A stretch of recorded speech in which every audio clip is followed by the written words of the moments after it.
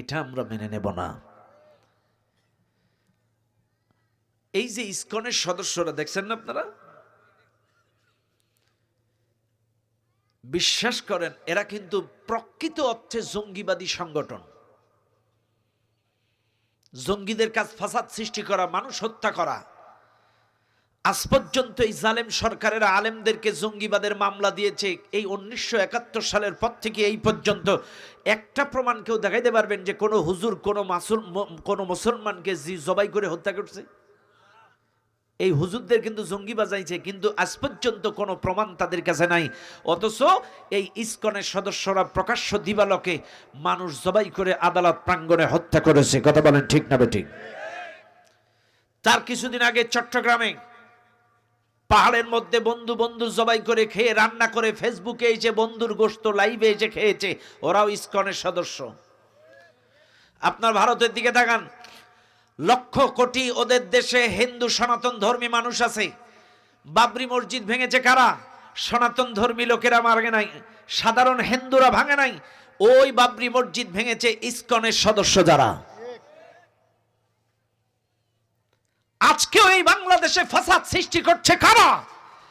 এরা সাধারণ হিন্দু ধর্মের মানুষ না, এরা ইসকনের উগ্রবাদ সন্ত্রাস, এরাই জঙ্গিবাদের সদস্যরা।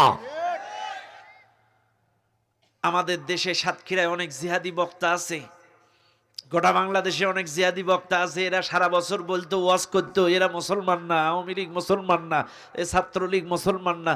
তো আমি এটার বিরোধিতা করতাম না, এই ওয়াজ করবেন না, আপনি একজন আলেম, এই ওয়াজ কখনো করা ঠিক হবে না। এখন এসে চিন্তা করছি না, এই ওয়াজ ঠিক আছে। এই যে জিহাদি হুজুরগুলো এই ওয়াজ করতো, এটা আসলেই ঠিক। কেন ঠিক? কারণ কোন মুসলমানের সন্তান ইসকনের সদস্য হয়ে জয় শ্রীরাম স্লোগান দিতে পারে না। কথা কন না? যদি ঈমান থাকে সে কখনো ইসকনের সদস্য হয়ে গেরুয়া রঙের কাপড় পরে জয় শ্রীরাম স্লোগান দিতে পারে না। ও কি মুসলমান হতে পারে? আর যদি মুসলমানের ঘরে জন্ম নিয়ে থাকে, ওই ইসকনের সদস্য হয়ে মাঠে নেমে জয় শ্রীরাম স্লোগান দেওয়ার কারণে আর মুসলমানিত্ব নাই। কাজে বলবো, এদেশ সম্প্রীতির দেশ, ভ্রাতৃত্বের দেশ। হিন্দু মুসলিম ভাই ভাই মিলেমিশে আছি, কোনো দ্বিধাদ্বন্দ্ব নাই। কাজী জাত ধর্ম তার কাছে।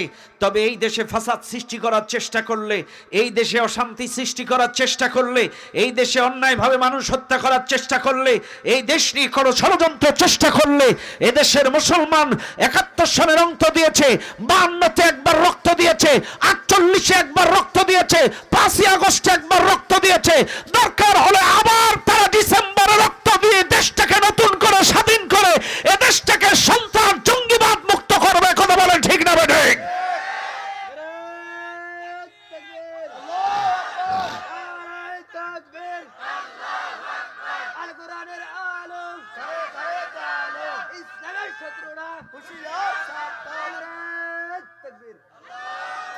আমাদের সাথে কারো শত্রুতা নাই। মসজিদের পাশে মন্দির, মন্দিরের পাশে মসজিদ, আপনারা সচক্ষে প্রমাণ। মসজিদের পাশে মন্দিরে, ওখানে ওদের পূজা চলেছে, আমরা মসজিদে আমাদের নামাজ পড়েছি, কেউ কোনো ধর্মের প্রতি বিদ্বেষ ছড়ায়নি। আমরা কেউ কাউকে বাধাগ্রস্ত করিনি, তাদের ধর্মের রীতিনীতি পালন করার আমরা বাধা দেইনি। কিন্তু আজকে কেন তোমরা এই শান্ত দেশটাকে অশান্ত করার চেষ্টা করছো? আসো না, মিলেমিশে এক হয়ে যায়। তবে আলহামদুলিল্লাহ, আল্লাহ যখন যারে দিলে মানায় তখন তারে ঢুকায় দিছে। ইউনুস কাকুর মতো যোগ্য ব্যক্তিকে বর্তমান সময়ে বড় দরকার ছিল। ইউনুস কাকু ছাড়া কেউ কিন্তু এই টাইমে খাড়া হয়ে বসে থাকতে পারত না। 1971 সালের পর থেকে এই পর্যন্ত কোন সরকার যেটা পারেনি, ইউনুস কাকু সেটা করেছে, দৃষ্টান্ত উপস্থাপন করেছে। এই ক্রাইসিস মুহূর্তে সকল রাজনৈতিক নেতৃবৃন্দদেরকে নিয়ে কথা বলেছে, তাদের মতামত কালেকশন করেছে। দেশ নিয়ে এখন আমরা কি করব, সবাই পরামর্শ দেন। পরের দিন সমস্ত ধর্মের ধর্মগুরুদের নিয়ে কথা বলেছে। এটা আজ পর্যন্ত কোন সরকার পারে নাই, সেটা ইউনুস কাকু করে দেখাইছে। কাজে আমরা বলবো, এদেশ আমার, এদেশ আপনার, এদেশ আমাদের। কাজী দেশ যদি বাঁচে সকল দল বাঁচবে। আমাদের মুরব্বী কিন্তু বলেছে, আমি ব্যক্তি শফিকুর রহমানের প্রতিষ্ঠা চাই না, আমি আমার দলের প্রতিষ্ঠা চাই না, আমি চাই আল্লাহর দ্বীনের প্রতিষ্ঠা। আল্লাহর দ্বীন যদি প্রতিষ্ঠা হয়ে যায় আমরা সবাই প্রতিষ্ঠিত হয়ে যাব। কাজী শোনেন, যদি দেশ বাঁচে, যদি দ্বীন বাঁচে, আমরা সবাই বেঁচে যাব। আর যদি দেশ না বাঁচে, দ্বীন না বাঁচে, আমরা কেউ কিন্তু বাঁচতে পারবো না। এজন্য দেশের স্বার্থে আমাদেরকে এক হতে হবে। কথা বলেন ঠিক কিনা? এই দেশের জন্য যদি করতেই হয় আমার জীবন দান, তবু দেব না লোটাতে ধোলায় আমার দেশের সম্মান। সবাই তবু দেব না লোটাতে ধোলায় আমার দেশের সম্মান। ঠিক না ঠিক? দুনিয়ার মুসলমানেরা চাইলে লক্ষ্য করুন যে কথা আমি আপনাদেরকে বুঝাচ্ছিলাম। ভাইরা আমার, আল্লাহ পাক ডাক দিয়ে বলেন, ওয়াকাতিলু ফি সাবিলিল্লাহ, আল্লাহর রাস্তায় লড়াই করো। কার রাস্তায়? সবাই বলেন কথাটা কার? আরো জোরে কোন কার? আল্লাহর রাস্তায় লড়াই করো। এখন এই দেশের সবাই বলে আমারটা আল্লাহর রাস্তা, সব দলের লোক বলে আমারটা আল্লাহর রাস্তা। এখন আল্লাহর রাস্তা কোনটা আমি সংক্ষিপ্তভাবে আপনাদেরকে বুঝাইয়া দেই, শুনে নেন এই মাহফিলের জনগণ। আপনি বিয়ে করেছেন? শালা কটা? একটাই। ঠিক আছে। বয়স কত? আচ্ছা, কথার কথা, ওনার শালা 10 বছর বিদেশে ছিল, 10 বছর পর দেশে আসছে। একটাই বোন, তাই তো নাকি? শালি কটা? 5 বোন। এই রে বাগাত, আলহামদুলিল্লাহ।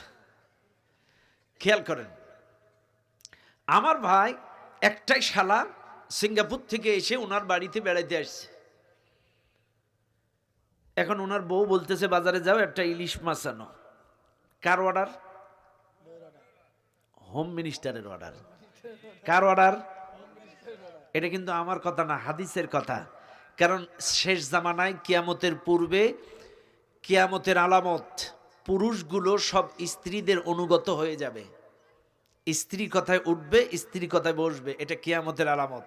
আপনাদের সিরাজগঞ্জের পুরুষরা এরকম না। হ্যাঁ, এরা বোর কথা শোনেন, এটা কিয়ামতের আলামত। শুনে নেন দুনিয়ার মানুষ, একটাই শালা বিদেশ থেকে বাড়িতে আসছে। ভাইয়ের স্ত্রী ডাক দিয়ে বলে বাজারে যাও একটা ইলিশ মাছ আনো। ভাই আমার বাজারে যেয়ে দেখে 50টা মাছের দোকান, কিন্তু ইলিশ মাছ মাত্র এক দোকানে। 49 দোকানে অন্য মাছ, কিন্তু এক দোকানে ইলিশ মাছ। পচা হোক, খাটো হোক, বাসি হোক, ছোট হোক, দুর্গন্ধ হোক, এটাই আনা লাগবে, কারণ হোম মিনিস্টারের অর্ডার। যাচাই করার কোনো চান্স নাই, কারণ আর কোনো দোকানে মাছ নাই। এক দোকানে মাছ হওয়ার কারণে যাচাই করার কোনো সুযোগ নাই, ছোট হোক পচা হোক, এটাই আনা লাগবে। যদি 50 দোকানে ইলিশ মাছ থাকতো, আমার ভাই বাজারে যায় 50 দোকানে দেখে দেখে কোনটা তাজা, কোনটা ডিমওয়ালা, কোনটা শক্ত, কোনটা ভালো, দেখে দেখে বেছে বেছে সেই মাছটাই বাড়িতে আনতে পারতো। শুনে নেন আজকের মাহফিলের জনগণ, আজকে আপনাদের বিবেক আছে, মনসত্ব আছে, আপনাদের বিবেক আছে, মনসত্ব আছে। আজকে ইসলামের মধ্যে এতগুলো দল, সবাই বলে নবীওয়ালা দল, আল্লাহওয়ালা দল, হকের দল, সত্য দল, কালেমার দল। কিন্তু শুনে নেন, যদি একটা ইসলামী দল হতো যাচাই করার কোনো সুযোগ ছিল না, কিন্তু একাধিক ইসলামী দল থাকার কারণে প্লাস পয়েন্ট, আপনার যাচাই করার সুযোগ আছে। আপনি দেখে দেখে বেছে বেছে বেছে বেছে কোরআনের দলটাই গ্রহণ করে নেন। কোরআন আছে যেখানে, কোরআন নাই যেখানে। কতক্ষণ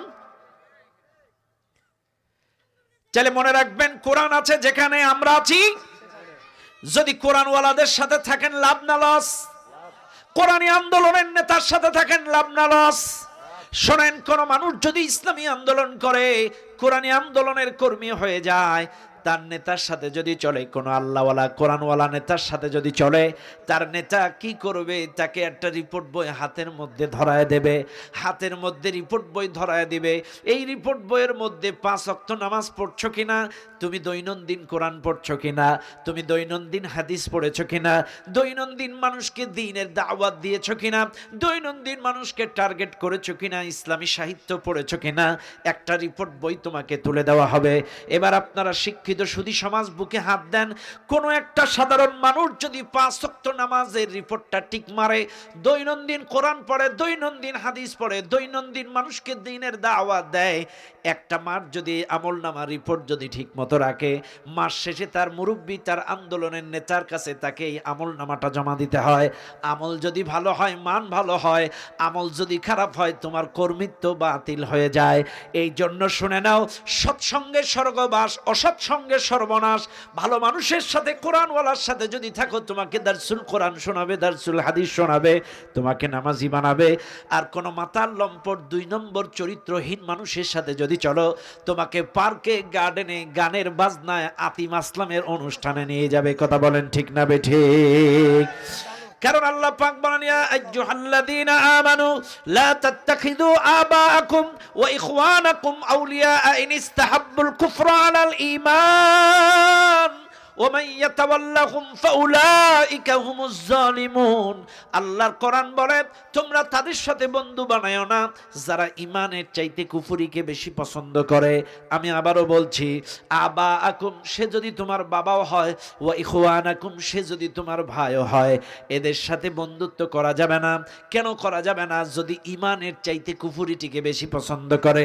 ঈমান মজবুত হয় কোরআন পড়লে, ঈমান মজবুত হয় নামাজ পড়লে, ঈমান মজবুত হয় হাদিস পড়লে, ঈমান মজবুত হয় আল্লাহর প্রতি, রাসূলের প্রতি, আখিরাতের প্রতি বিশ্বাস করে কোরআনের পথে চললে। আর যদি কোনো মাতাল লম্পট যারা গান বাজনা